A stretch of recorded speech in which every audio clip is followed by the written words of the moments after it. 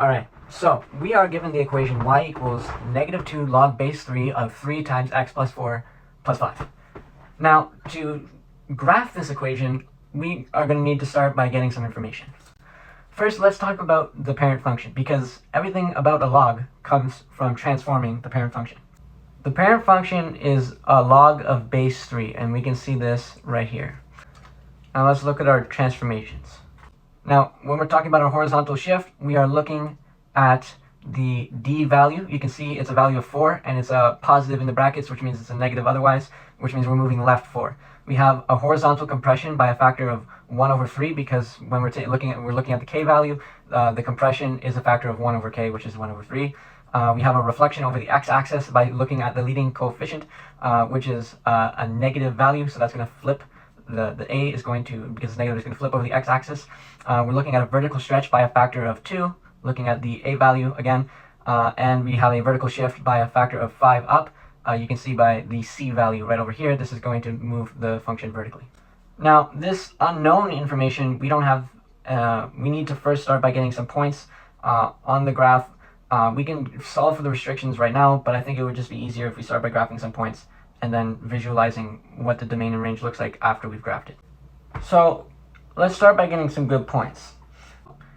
All log functions generally have, or always have, these points. We have 1 over b, 1 and b on the x-axis, and negative 1, 0, and 1 on the y-axis. So plugging in for b, we know that our parent function is a log of base 3. So our b value is going to be 3. And knowing this, we can now convert this into our actual base parent function coordinates. So that's 1 over 3 to the power of 2, 1 over 3, 1, 3 squared, 3 cubed, and 3 to the power of 4 on the x-axis, and on the y-axis we have negative 2, negative 1, 0, 1, 2, 3, and 4.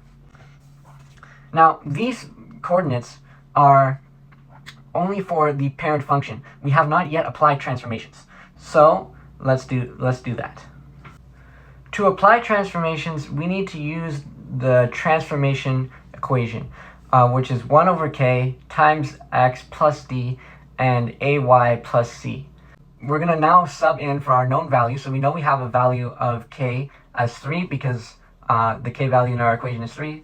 And then our x value is what is the point that we are going to be subbing in. We have a value of negative 4 because our horizontal shift is a value of 4 in the brackets, so we flip the sign. And then we have a negative 2 as our a value, and our y is what we are going to be plugging in, and then our vertical shift is seen by the c value, which is 5. So all of these match up.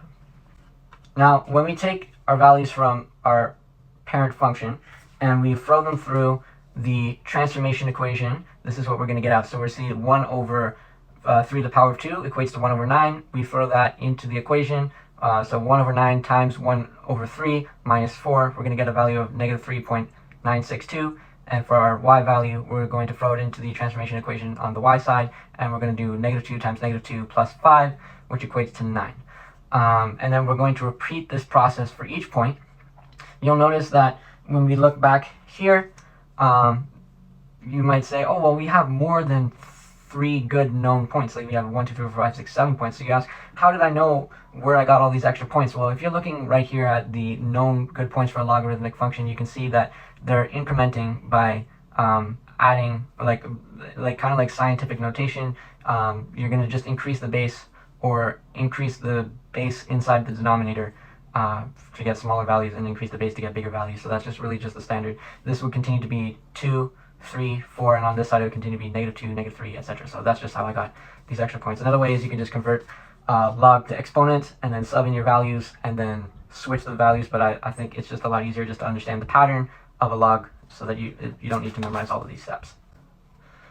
Alright, so now taking a look at our good points, we can start plotting them on the graph. You'll see this green function is the parent function, and this is the standard log base 3 without any transformations applied.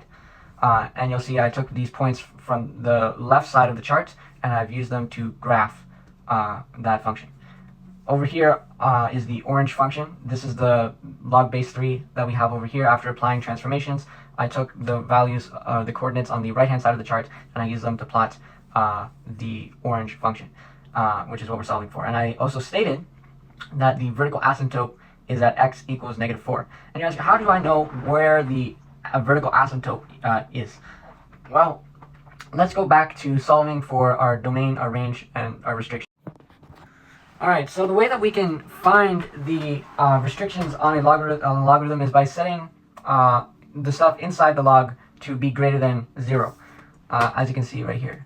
And the reason why we do this is because you cannot take the log of a negative number. It just doesn't work. It's going to give out an undefined, it's not possible, right? So anything that is going to equate for a negative value inside the log, we know is going to be a restriction. So we do 3 times x plus 4, we set that greater than 0, we solve for x, and we're left with x is greater than -4. And you can see how that lines up with our vertical asymptote, because no value past this point is going to allow for a positive value in the log. It's going to equate to a negative, and that's why the vertical asymptote starts here. For our domain, we're looking at the series of possible values from right to left, left to right of the function. So that's going to be -4 to infinity, because we're going from the vertical asymptote to all the possible known values towards the right hand side. And we're not being inclusive because it always approaches -4 but does not fully equal it. And then for our range, we're looking at from the bottom to top, so that would be -infinity to infinity, because we don't have any holes or any weird things going on, and of course we're using the curly brackets because you can never really approach infinity. And then we're just going to state that our vertical asymptote is x equals -4, so that's why that is. Thanks for watching this video on how to graph a log.